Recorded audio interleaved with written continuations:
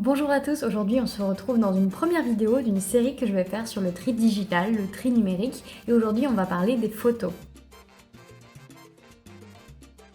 Pour ceux qui ne me connaissent pas, je m'appelle Roxane, je suis home organizer. Je vous aide donc à désencombrer, ranger, organiser votre intérieur et votre quotidien pour que vous vous sentiez mieux. Et comme je vous l'ai dit, aujourd'hui on s'attaque aux photos. Alors vous allez voir que durant cette vidéo, tous les conseils que je vais donner sont applicables aussi aux photos papier. Dans un premier temps, pour ce qui est du stockage, je vous conseille d'opter pour un disque dur externe à défaut de votre ordinateur. C'est idéal si vous avez beaucoup de photos à stocker, ça vous permet d'optimiser votre ordinateur. Aussi, ça peut être un atout si vous voulez transporter vos photos facilement pour les partager avec vos proches. Ou en termes de sécurité, ça peut être un atout d'avoir quelque chose à côté de son ordinateur. Pour ce qui est du tri, avant j'avais personnellement tendance à trier par année, puis par mois, puis par événement, parce que j'avais énormément de photos à stocker. Maintenant, et après un tri qui m'a pris plusieurs semaines, j'ai fini par conserver les photos qui m'étaient réellement essentielles et je me contente de trier par année, voire par événement. Cette vidéo, c'est aussi l'occasion pour moi de vous inviter à changer votre rapport aux photos, aux événements de manière générale. Personnellement, je dégainais mon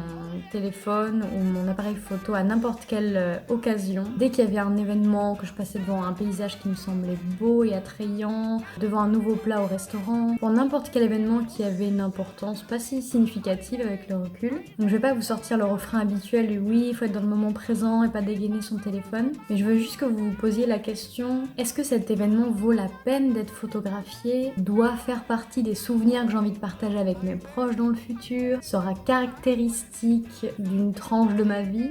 Parce que c'est ça les photos, c'est prendre du temps et du plaisir à se remémorer les souvenirs. C'est souvent un moment de nostalgie émotionnellement chargé, alors si le fait d'aller chercher les photos ça devient une corvée, quelque chose de pénible, c'est sans doute qu'il y en a trop ou que l'organisation n'est pas optimale. Pour commencer à trier, je vais vous donner quelques pistes. Je vous invite à conserver uniquement les photos réussies, c'est-à-dire pas floues, sauf si flou artistique, avec un doigt sur l'objectif ou mal cadré. Aussi, conservez la photo que vous préférez dans une série de photos similaires. Ça peut être 2 ou 3, je sais que des fois on a du mal à départager, mais gardez celle qui vraiment est la préférée du lot. Conservez uniquement aussi les photos et vidéos d'ailleurs, des lieux dont vous vous souvenez et qui vous rappellent un souvenir agréable. Gardez également les photos les plus représentatives et emblématiques d'un événement ou d'une personne. Évitez de garder les photos des personnes qui ne sont pas à leur avantage ou qui ont été prises au dépourvu, du coup qui font un peu la tête. Si ça n'a pas de sens à vos yeux en tout cas. Aussi et bien sûr gardez les photos qui vous procurent de la joie, qui ont un réel sens à vos yeux, qui sont liées à un souvenir positif, voire qui vous inspirent.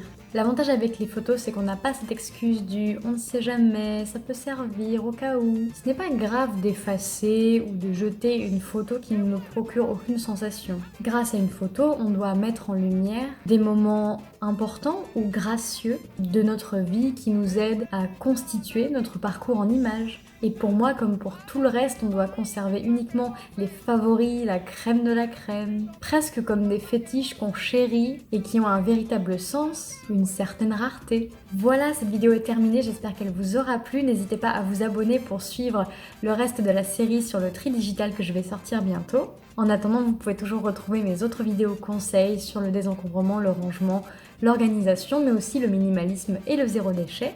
Et en attendant la prochaine, je vous dis, prenez soin de vous, c'est le plus important.